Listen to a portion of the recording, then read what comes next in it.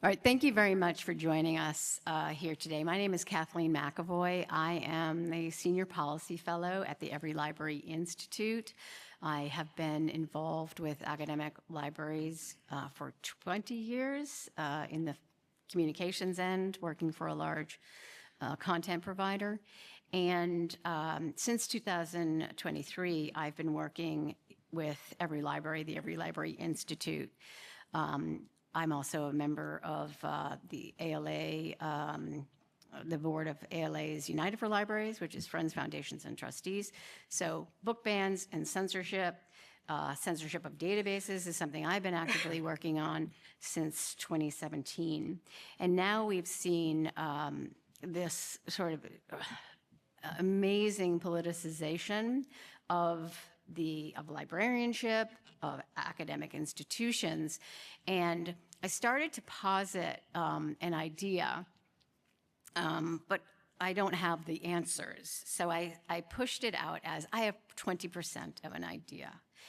And the way we structured this session today is to start to fill out, prioritize, understand what are some of the issues that we can be talking about, that we should be talking about, who needs to be part of the conversation, who should we be reaching out to, who wants to do what. We have a Slack channel that you can join.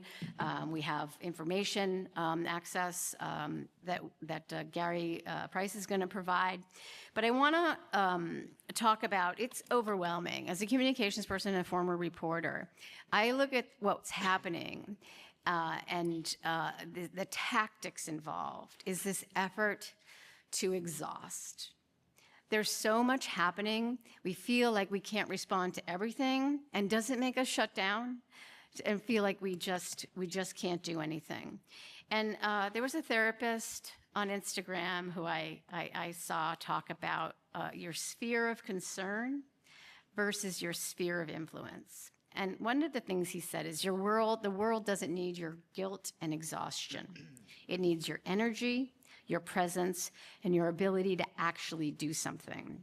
And the wonderful thing about this era is you can pick what you want to do and what you can help. And it's how you show up in your relationships, where you spend your money, the organizations you support, the boundaries you set with the media and doom scrolling, the conversations you have in your community, and the local actions you participate in.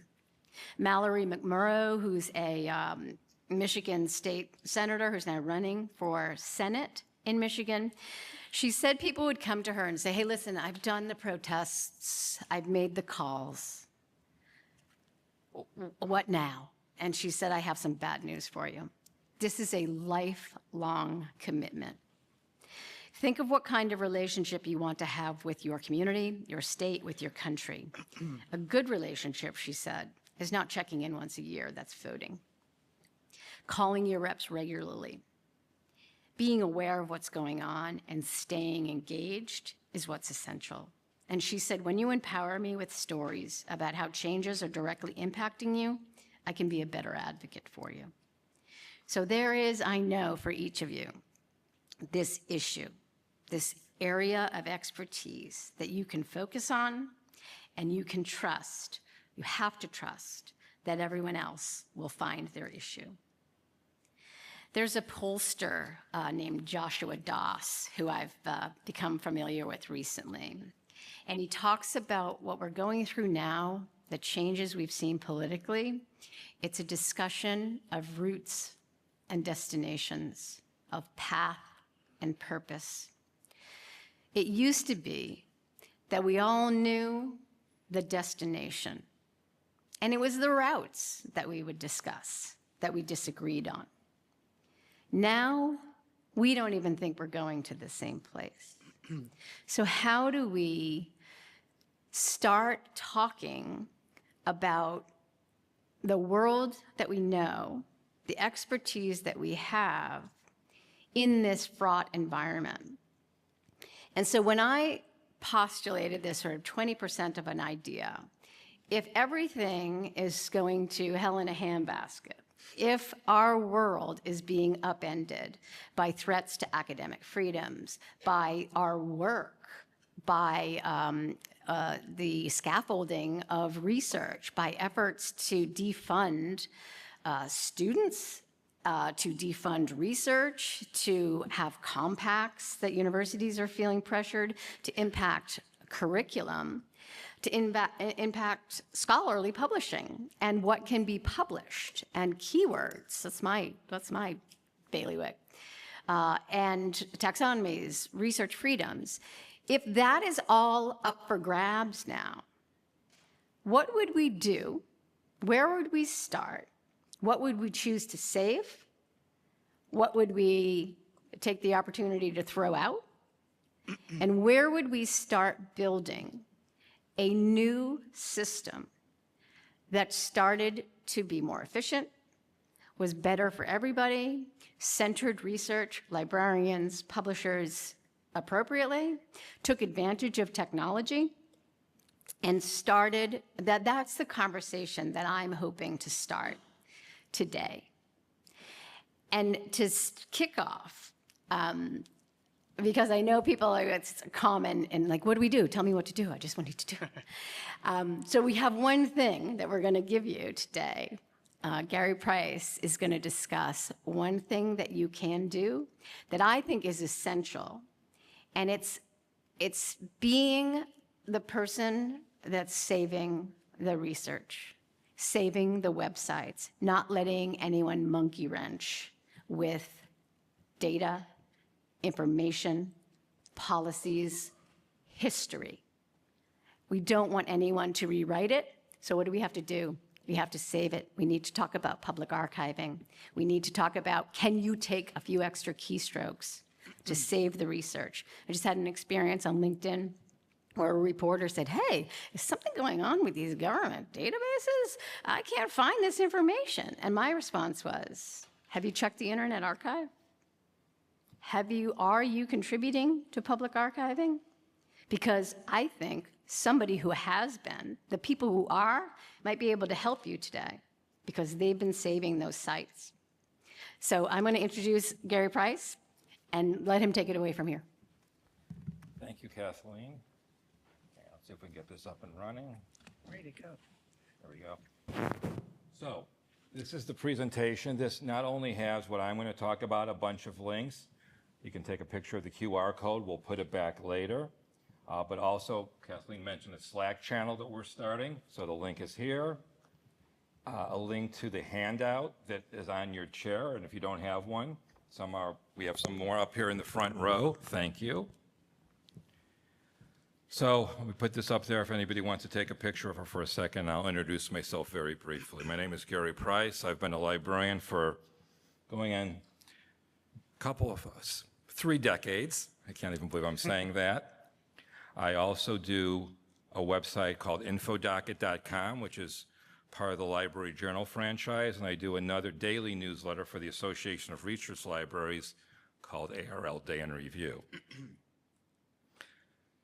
I have spoken about web archiving in the past and data archiving in the past, and thank you for asking me to come and do it again to some degree, because the technology is changing, but the issue over the last 11 months or so has really taken center stage. And what I love about web archiving and getting it done, as Kathleen said, is something that you can do individually, but it's also something that a community can do. Take a little bit and divide it divide it and conquer. So it's, as I said here, it's not difficult to understand the growing interest in this and the importance in this, as Kathleen mentioned.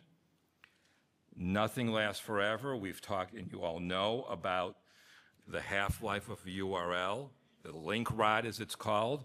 It continues to be an issue, and it's not only an issue with links, but it's also an issue for the actual content, especially video content. Look at the history of television and radio. A lot of that early stuff doesn't exist anymore. Now we have the opportunity to both individually and as a community be saving the most a lot of this stuff. Now, again, what's relevant to you might be relevant to somebody else, but especially on the local level. Are your local websites, are your local government websites, are your local institutional websites being saved on a regular basis? And while there are many web archives out there, I think it goes without saying that especially with this group, the Internet Archive, and more specifically the Wayback Machine, is something I don't need to introduce to all of you in the room. It has become a vital resource. While there are other web archives out there that are publicly available, no one, not one of them is as large as the Wayback Machine Archive. I don't know if any of you heard or read in the last, I believe it was 2 weeks ago, I think it was 2 weeks ago today, they had an event at the Internet Archive in San Francisco celebrating their 1 trillionth URL saved. It's a lot of URLs and a lot of web pages. I should also mention the Wayback Machine not only saves HTML web pages, but also PDFs and other formatted material. And while individuals are doing this, and I do a lot of web archiving and keeping it locally, I do my best to contribute to the Internet Archive as a whole. So again, individually it's important, but also as a community project. So let me just show you a couple of things that I do. And it's important to know too, that I have been able to turn this into my daily workflow. So when I am adding a link to the ARL Day in Review, when I'm finding it and discovering it, I have made it part of my workflow at that point to save it to the Wayback Machine. It takes literally a fraction of a second. There are numerous ways to do it, but now I know. And by the way, there's another reason to do this. I think all of you will understand. I'll try to use very good English here and not offend anybody, but there's a cover your rear aspect to this as well. It's one thing for the website to disappear, which we've seen, to go away. We've seen a lot over the last year, but it's also an issue for maybe the URL stays the same, but selected content, if you know what I mean, is removed for any number of reasons. Now, the only way that you have, unless you've made your own personal copy, the only way that you have a record of it is often through the Wayback Machine. And we've all heard stories. I also do some work with the Internet Archive. And just in the last year, as you can imagine, the amount of media reports, the amount of mainstream media attention that the Internet Archive is getting and use from journalists because whatever they're looking for has disappeared is just overwhelming. So one of the features, how many of you have ever used the Save Page Now feature? Just one of you. So 2, Stephen, of course, Toby probably. This is the easiest, simplest way to do it. You just grab a URL. So we'll just, for example, type in cnn.com. And by the way, there's also a link, because I don't have enough time to go through each one of them, but there's also a link to a little toolbar icon that you can put on your browser, which will save the cutting and pasting. So now with one click, I can save it to, it'll populate in here. If you're a registered Internet Archive user, not only will CNN.com at 1:28 Eastern Time on this date be saved, but then with save out links, all of the outbound URLs from that page will be saved at the same time.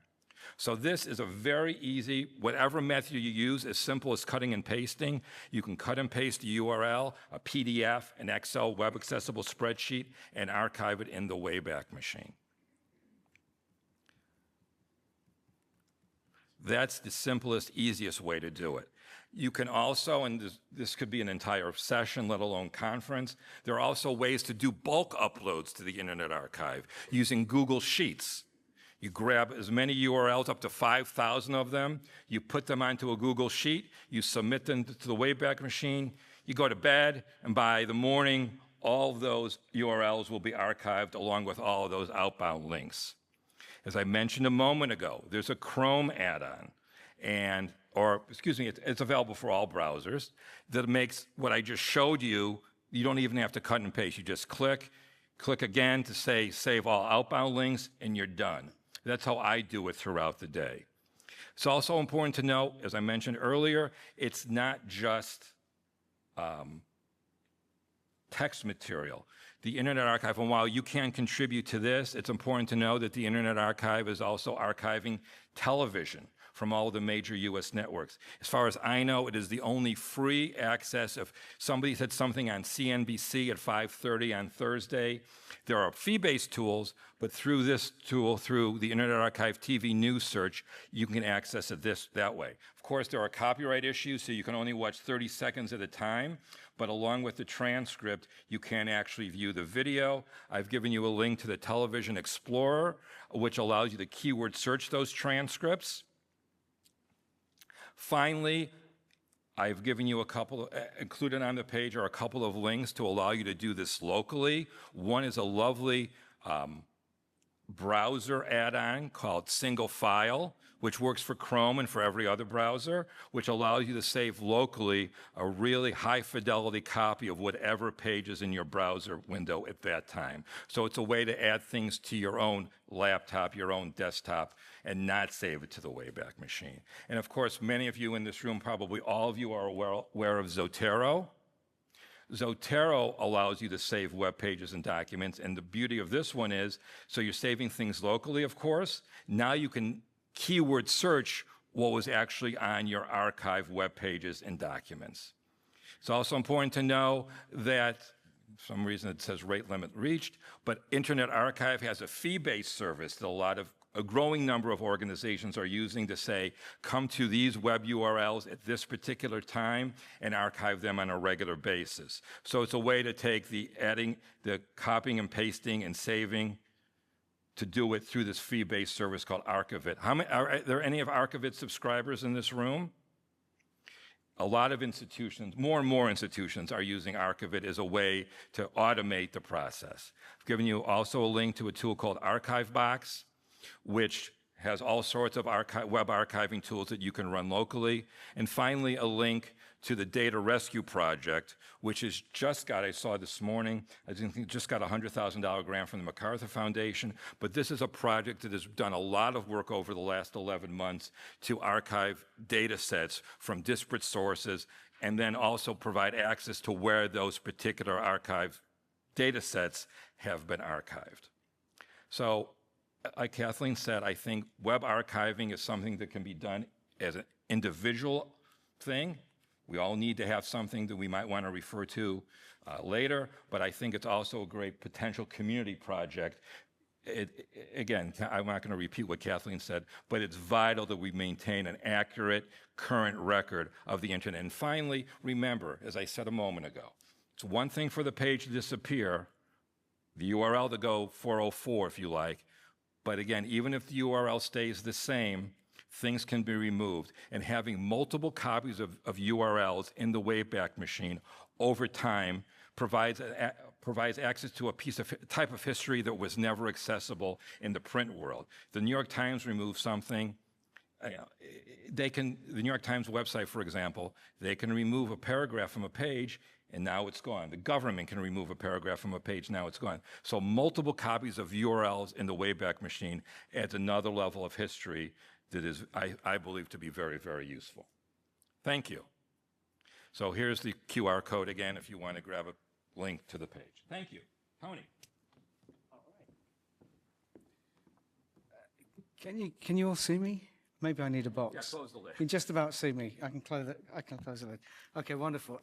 Thanks, Kathleen. Thanks, Gary, for positioning the session for us all. Everybody should have, I hope, a copy of this handout, which is a kind of reference point linking back to the context for the session. So I won't repeat what Kathleen has said, but what you've got here is different stakeholders. And I'm a publisher. My name's Tony Roche. I'm with a largely social sciences-based publisher based out of the UK, but we have a global audience in terms of you're here as library representatives and our academic communities. So we publish around 20,000 research articles in our journals each year. We publish around 500 books, monographs, and some professional texts as well, largely in social sciences. Just like the library community, feeling pressures, particularly in North America, being assailed from multiple angles, should we say, publishing is also going through a period of some upheaval, potentially disruption. Open access has been around for actually a quarter of a century now, and is much more established than it was historically, but still a lot further to go. Open science, which is obviously about the whole research workflow rather than just the output and dissemination, is available, but trying to find its feet, and publishers are trying to respond to that and provide relevance. But what's happening right now in the world is troubling us even more, which is mainly around the challenges to research integrity and challenges to academic freedom, and the defunding of science in certain quarters as well, all of which cumulatively, we believe, creates a fairly existential threat to the value of science, trust in science. For us as publishers, what is our role in that? And our conclusion is that we can't we can't win this battle on our own. We can only face into things with like-minded people who share the same purpose and believe in the same values around, for example, academic freedom, research integrity. What does the scholarly archive become? What does the scientific record become in a world that will be, for better or worse, and some of the applications will be great, but influenced in workflow, in process, in interface by AI tools for sure. So we have a number of talking points that we put into the document that accompanies this session that was referenced up on screen earlier. What we're hoping to achieve today with you is to actually get some engagement and some feedback. So you might want to get up and leave the room now if you're not willing to speak and engage with us. But as Kathleen said at the outset, this is 20% of idea, but we really passionately believe that there are common themes, common areas that we all believe in, want to protect, want to sustain.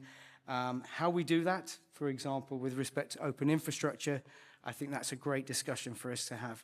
How we do that in terms of AI literacy, responsible use of tools, whether it's for students, librarians, publishers, academics themselves. I think that's another great area for us to discuss in terms of who can step up to the breach, what tools we might develop together, or what's already out there. And the Wayback example is one example. If you take nothing else away from the resources, there's something that you can do or that you can share even with family, because that's relevant in every context in terms of the internet.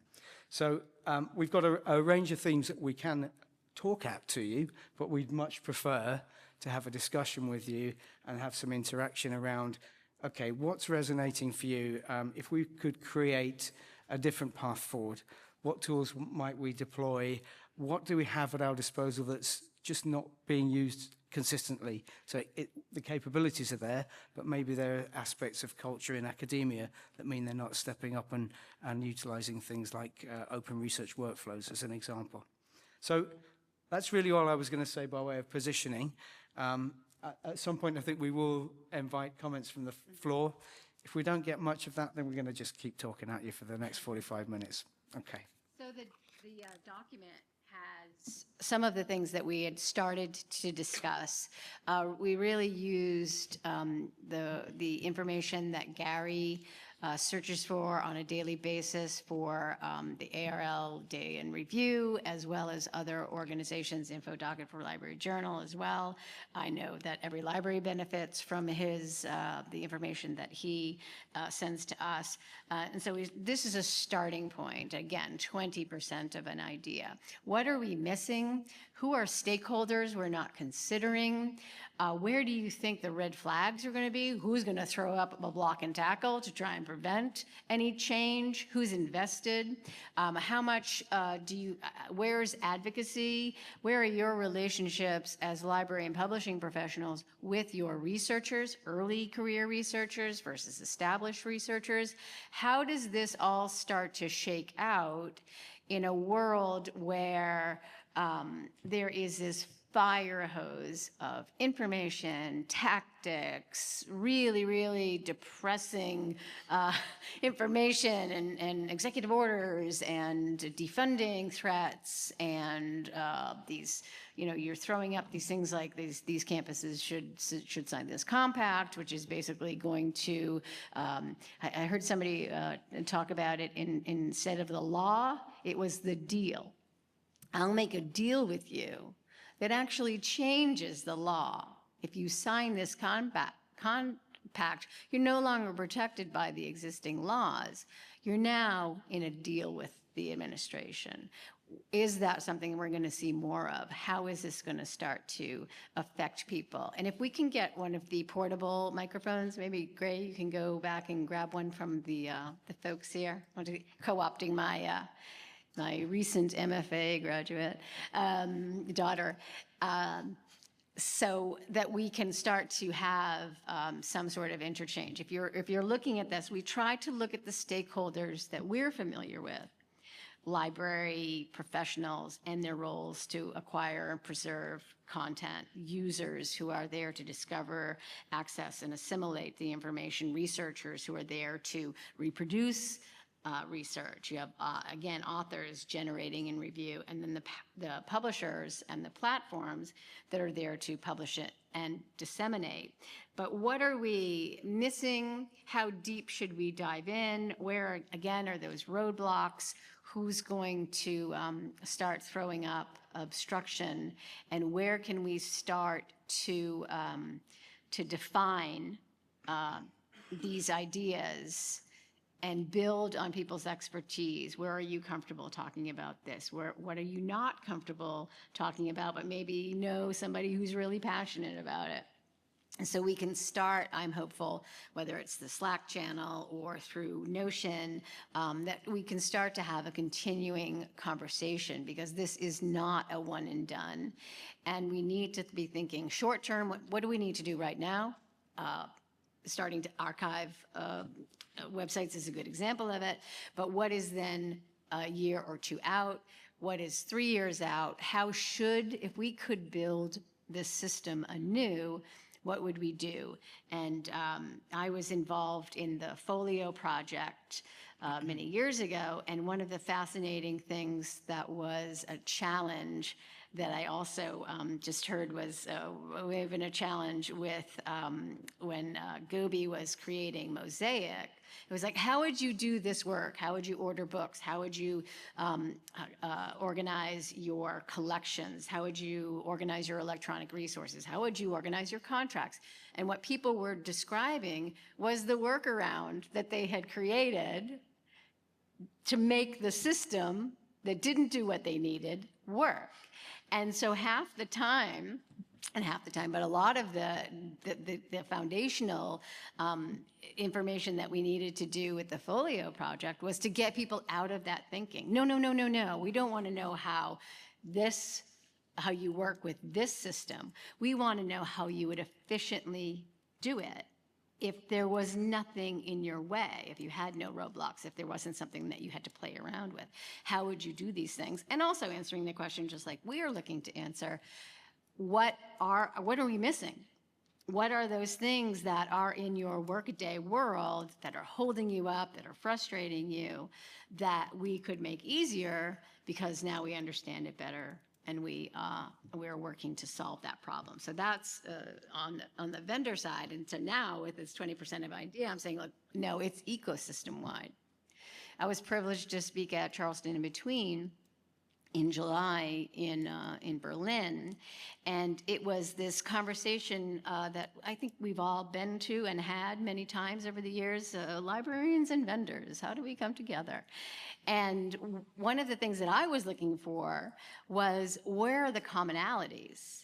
And the commonalities were around, how do we make the implicit explicit around the research infrastructure, around the scaffolding that's holding us up, and how do we take the threats that we're perceiving and start to answer those questions, start to create, understand the nuance, understand what's happening, and create a new system, or a system that would take all the good, get rid of the dead weight, the things that we don't need, and then also incorporate these new realities in a, admittedly pressure-packed environment. So is anybody interested? Yes, right over here.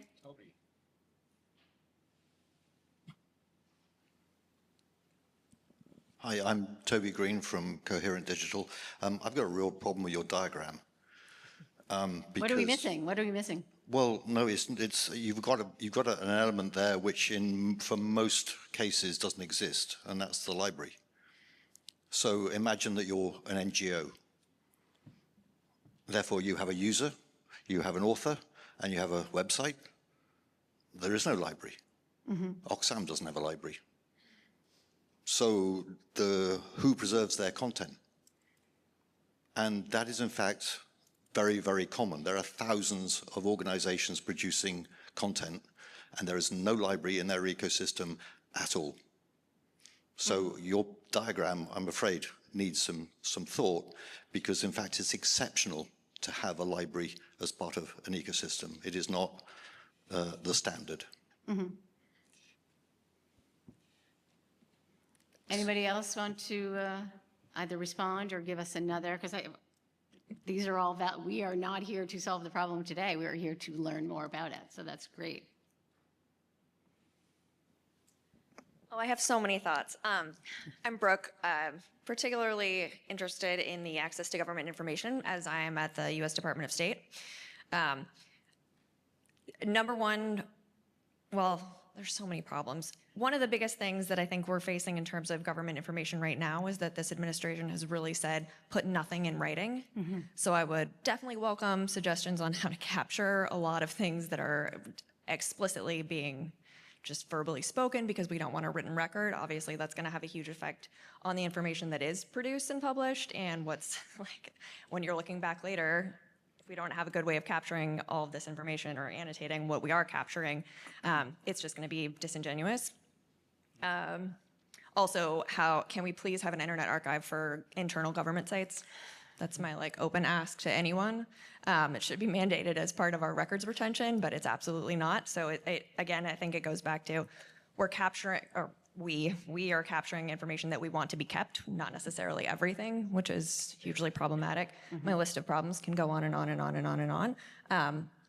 But that is essentially a huge problem, and I would love, in terms of the government information specifically, to be addressed. Where we're seeing reports disappear, we're seeing data manipulated right now that affects every other entity, and there's no, we can go back to the Internet Archive. I love the Internet Archive. We use it all the time at the State Department, but that can't be the only thing that exists. I'm just waiting for the day, and I don't even want to say this, but I will.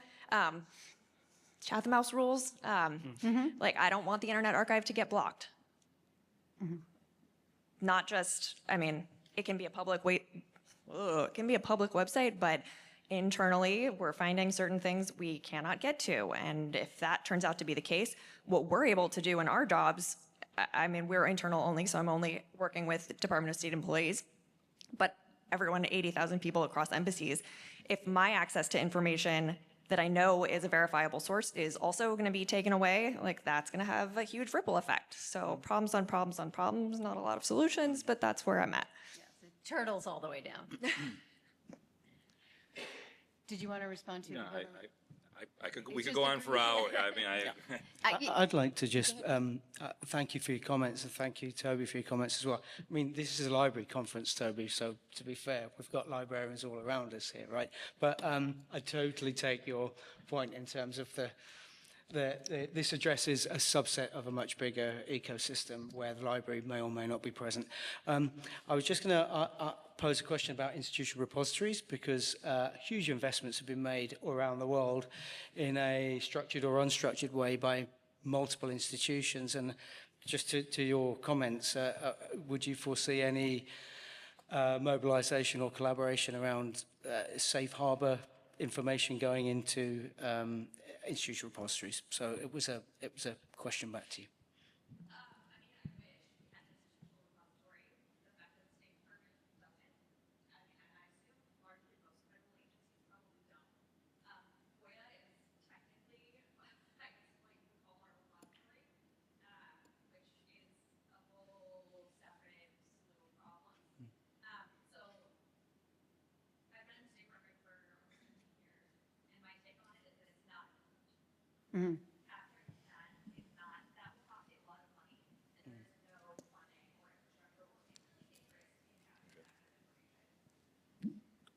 Thank you. Could you speak a little bit more about what's not being Oh, sorry. written? You mentioned that earlier, the things that are being said. What type of, I'm just curious, Sure. what type of material are you talking about? And is it being, I would imagine it's also not being recorded. Sure, sure, absolutely not. So I can speak to an example that is fresh in my mind. It is not put in writing, but because of Harvard's problematic, whatever, issues with this administration, vice versa, like our library and the State Department as a whole is not able to purchase anything from Harvard, anything with Harvard in the name. So HBR can't do anything, even though we have leadership and management. Like, we have a management cone, which is an entire area and section of the Foreign Service, and we can't do anything with HBR content, which is bananas. Can't buy anything from Harvard University Press. You won't find this in writing anywhere, but this is obviously going to have effects down the line, further and further and further. Lots of other minor examples. That's kind of the big one that we've been facing, and we're particularly concerned that that trend is going to continue. Thank you. We have Alice.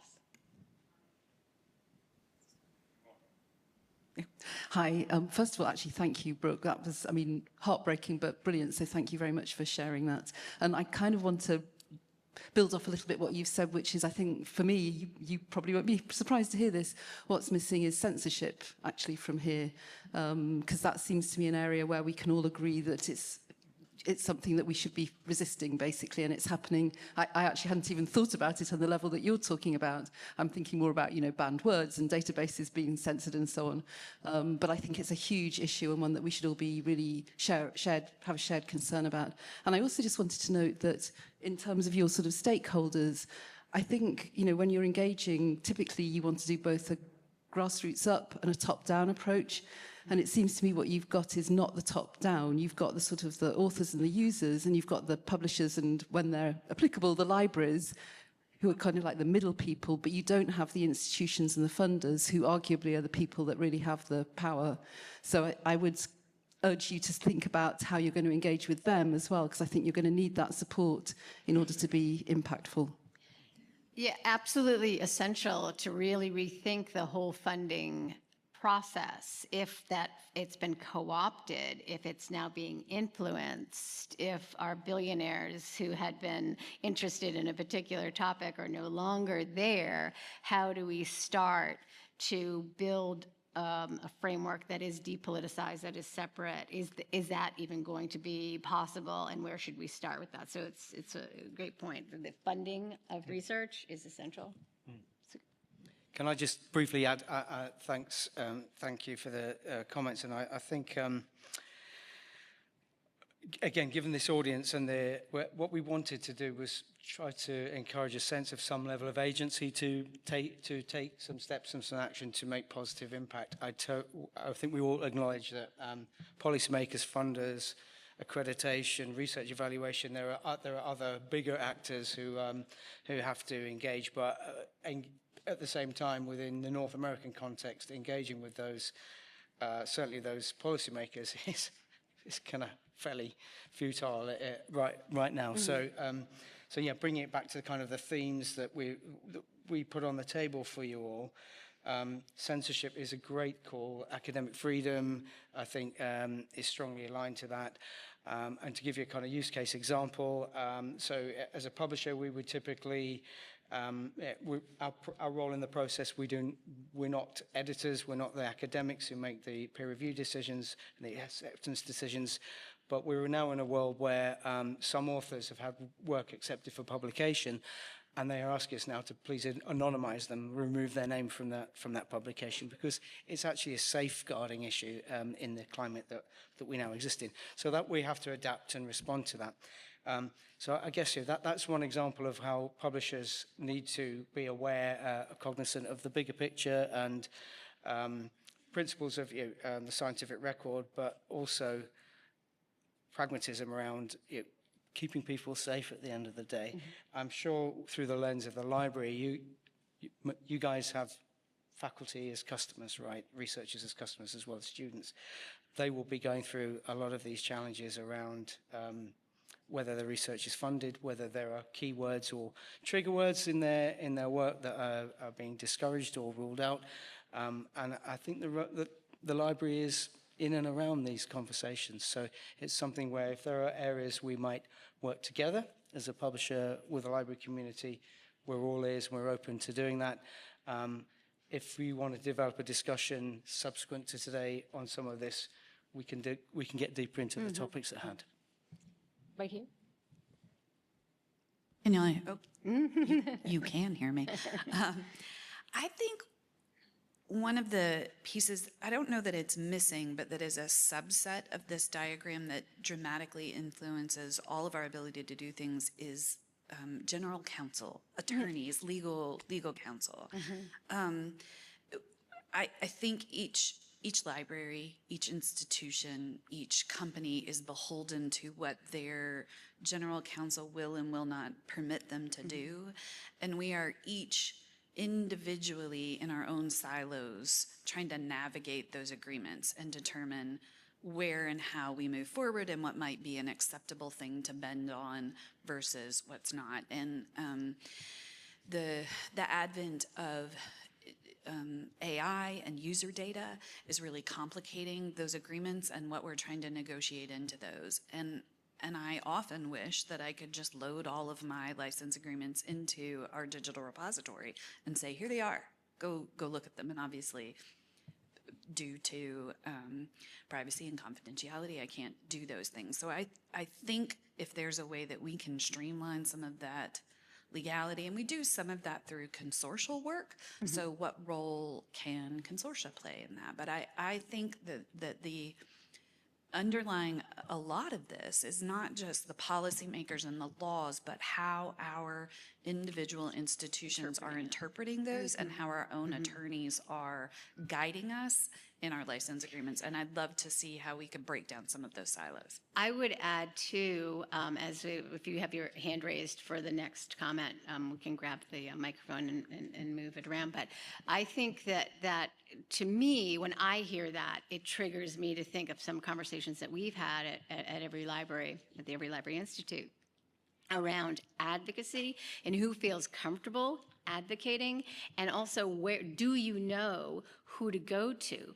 Because are you of a mind where it's a one-way relationship where they're asking you and you're providing, or do you have that opportunity to, here's my one sheet, here's a one-page paper, here are my talking points about the library on these particular areas, and when you as a general counsel are considering how to advise the administration, your researchers, your students, your faculty, whomever, you want them to be aware of this broader context, so that then you're not just responding to what they say, and then at that point they're saying, no, you didn't understand, right? So can you take that proactive role? Do you have those mechanisms? And I believe every institution is going to be unique to itself. Do you have that opportunity to say, in a world where we're asked to do X, Y, and Z, based on what we know, let me make the implicit, explicit. This is the library world. This is the research world. This is how we interact. This is where we think we're going to come up against state laws, local issues, federal laws, federal executive orders, which are not laws, deals that we're seeming to be made, threats to money, threats to defund or eliminate the scaffolding around student loans, around international students, around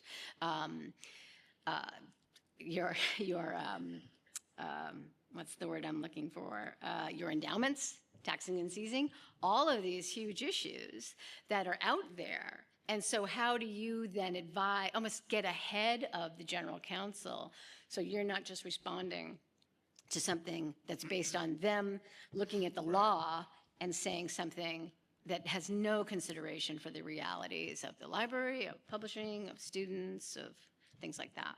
I just think this goes to the fact that a lot of people in the highest levels have no idea what what we do as a community, and or they're using outdated ideas of what we do and what we stand for and the technology we use. And that has to change at some point as well. And I think the way you do that, much easier said than done, it's relationship building before there's an actual cause for concern, which of course we're now at that cause for concern, but it's relationship building. And I would wonder if somebody needs to be, included in this conversation that we're having. We need somebody who's a general counsel to start to say, this is how the administration is looking at it of a particular university. Is there another, next, yes. I didn't want to dash and run, but I'm just going to second what you were saying about talking to the publishers. I work in a medical library. A lot of my computers are very locked down due to HIPAA reasons and things like that. So we can't do some of the things that you suggest, which I would love to do. But one of the things in the beginning of the year that we were very concerned about was the removal of content from public databases such as PubMed based on the topic and things like that. And I already started talking to some of the vendors and the publishers, asking them, what can you do if we start to see that happening? So that I started talking to people who can do more than I can from that level on that larger scale. And so I wanted to second what you were saying about helping to kind of get that idea in their minds as well. There is a German, is it a university? Yes, it's in Germany. I was about to say the same thing. It's creating its own version of PubMed as a way to protect, but you're absolutely right. Those government databases, there are so many of them. Eric is It was started with Eric, and we Right. were concerned about CINAHL, and we were concerned about PubMed. So some of those CINAHL is privately owned. private owned, but they get still their using their mesh headings. correct. Yes, exactly. And they get also the articles that are published in those things. So we were really kind of just concerned, and sometimes there's things like LGBT sections and subsections and things like that, and we were worried about the removal of those things. And so it was good to bring them up to those publishers and those vendors to say, hey, this is something we're concerned about. Yeah, and subject headings and changes in subject headings and the whole DEI, sort of just let's not talk about it. Let's not talk about diversity, equity, inclusion. Let's have heterogeneity and let's have inequity and exclusion. And how do you bring that down? I was speaking to some folks in a very agricultural centered state, and I just went on their website to look at all the government databases that they had access to for their faculty and students, and it was about weather.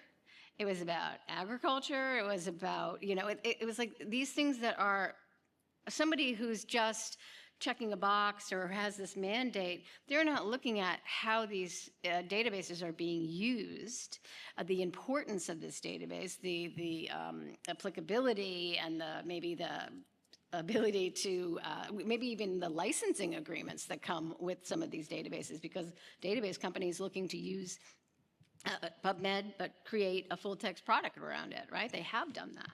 So these are all some of the things that just aren't being considered when you're starting to just look at where the money is in government and what can be privatized, what is woke, what should be eliminated. And if you have this sort of just very simplistic notion of this world, because nobody's telling you that it's complicated, what do we do then?